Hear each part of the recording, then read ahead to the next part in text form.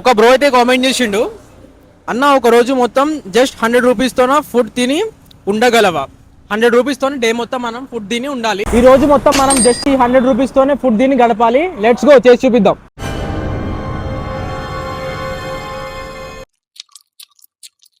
ఈడ మంచిగా 20 రూపీస్కి 2 దోశలు వచ్చినాయి. మన దగ్గర అయితే 20 మైనస్ అయినాయి 100 రూపీస్ని. 80 రూపీస్ ఉన్నాయి. 80 రూపీస్తోని మనం డే మొత్తం గడపాలి.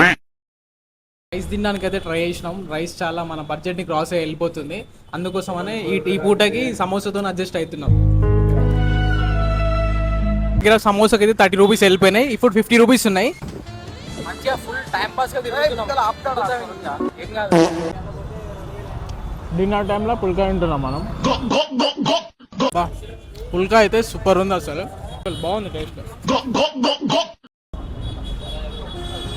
డిన్నర్ చేసినాక కూడా మన దగ్గర 10 రూపీస్ మిగిలినాయి. ఈ 10 రూపీస్తో కూల్ డ్రింక్ కొనుక్కొని తాగుదాం.